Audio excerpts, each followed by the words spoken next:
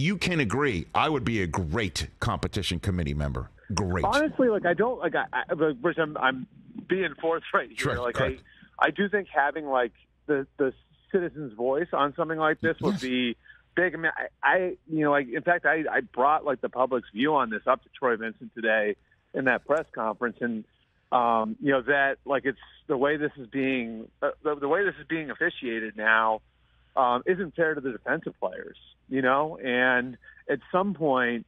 I understand wanting to protect quarterbacks, and that's what the game is about now. And no one wants to see any of these guys go down. Kyler goes down the other night, and that sucks seeing that every single time. But like there does seem to be a line that's been crossed where it's a defensive player. Like, how does he do his job anymore? And so I think things like that, like that are so heavily discussed publicly. It's, I think, important to take that point of view into those rooms. And I think those rooms can become so insular. You know what I mean? Like, and having an outside voice, I think, would be helpful, to all sorts of committees that the NFL has, and certainly the competition committee, because it's so forward-facing, I think would be near the top of the list. Well, I mean, the phrase, we hear it all the time, certainly when it came to the catch rule, Albert Breer, and now what's happening with roughing the passer calls. If 100 people sitting in a bar can agree on it, then that's what it should be called. Why not have somebody who actually talks to people in a bar, right, or 100 people in a week? Like that's what I feel like I could bring. But in all seriousness, you bring common sense. Yeah, it's really that's the easiest way to describe it. Right. Well, like somebody who can bring common sense into the room. Yeah, and the common sense of it is you already have a system set up to review plays on the spot to make sure the ruling on the field is correct in real time when it comes to fumbles, when it comes to possession, when it comes to spotting a football, when it comes to feet being down or not.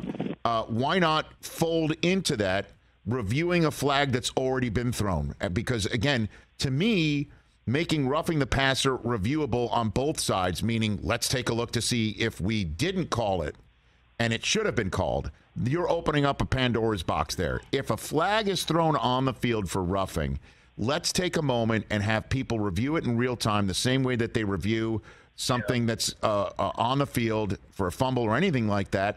And I don't know what the problem with that would be. What are you hearing ear to the ground there in Dallas on this very subject? Honestly, Albert? I think back to the discussions I've had with the the coaches that are on that Madden committee.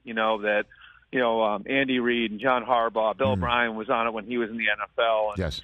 All those guys were in favor of the sky judge, right? And I think that's something that the technology is available. You know what I mean? Like, you can put somebody up in the booth and give them real power, and have that person in the booth be able to impart that common sense down to the field, right? And it can be as simple as the ref having the earpiece and somebody buzzing down and saying, pick the flag up. You know what I mean? Yeah. You got that wrong, pick the flag up. It can, I don't know why all these things have to be officiated on the field. I don't know why we can't give them that second set of eyes up top, and I think the NFL could save itself a lot of grief if they just went all in on having a sky judge up top who could help the officiating crew get things right.